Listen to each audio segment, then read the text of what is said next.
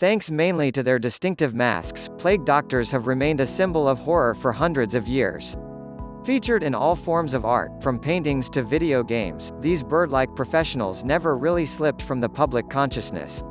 It is probably safe to say that if Listverse had to choose one symbol to represent it, the plague mask would be it. We have referred to it thousands of times, not literally, though it does seem that way, on various lists, and it is even the beloved avatar of at least one of our regular commenters despite their popularity, or perhaps because of it. There are many misconceptions about plague doctors. Below, we'll separate fact from fiction in a very non-US-centric list for a change. 8. Black Death. Although plague doctors were clearly and repeatedly associated with the Black Death, a grand total of 0 doctors wore beak masks during that period. The Black Death is the name given to the biggest pandemic in recorded history, which claimed the lives of up to 200 million people from 1346 to 1353. Since then, scientists have been trying to identify the actual disease, and bubonic plague has long been considered the most likely culprit. Plague doctors with their famous attire did not appear until 1619.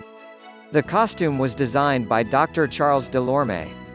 Even then, it was not widely used until several decades later during the plague of 1656. 7. The look. These costumes may not have existed at the same time as the Black Death, but they did exist eventually. So the obvious question is, why? Basically, this was humanity's first attempt at the hazmat suit. The full-length coat was made of waxen leather, which was designed to be impermeable. It covered a shirt, breeches, and boots. The doctors' wide-brimmed hats were supposed to signal their profession, in case the rest of the costume was too subtle, and their canes were used to examine victims without touching them. Doctors also used these canes to signal to their assistants and fend off distraught family members. But clearly, the most notable aspect of the uniform was its beaked mask, which does have a logical explanation.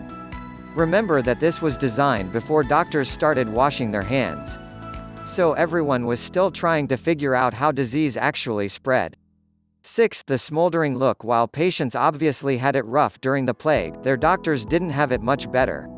In addition to the risk of contracting the disease, as well as the social stigma, they had an unpleasant experience just wearing the uniform. Anyone who has ever worn a mask for Halloween knows how gross and annoying it can be after a few hours. The design of these plague masks made it almost impossible for the doctors to speak to other people, which added to the already notable loneliness of the profession.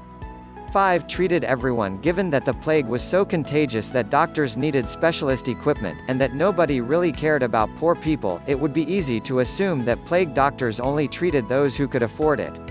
But this was not the case. The poor may not have been able to afford treatment, but the plague was so contagious that the rich couldn't afford to let their impoverished counterparts catch it. For this reason, plague doctors were hired and paid by town councils to treat everyone in the hopes of completely eradicating the disease village by village. However, that didn't stop the doctors from charging patients, too. 4. Treatment options. The plague doctor community was composed mostly of rejected doctors and non-doctors at a time when even the best medical practitioners knew diddly squat. As a result, many of the treatments were, well, awful. The infected poor morphed into lab rats as plague doctors became increasingly frustrated and creative with their treatments. However, none of those therapies helped in the end. Bloodletting, deliberately bleeding a vein to decrease bad blood, was always a popular choice. Eating things like applesauce, mustard, or mint sauce was believed to help as well. So could filling the house with aromas. 3. Data collection. Everybody knows that data talks in the modern age. Whether you're trying to sway the outcome of a political campaign or halt the spread of coronavirus, data is essential if you are going to win. Apparently, governments of the 17th century also realized the importance of data because its collection was a major part of being a plague doctor. 2. Pariahs. In societies across the world, doctors have almost always been held in high regard. Among the most well-educated members of society, they can alleviate your suffering and save the lives of your loved ones. All of this usually makes them popular.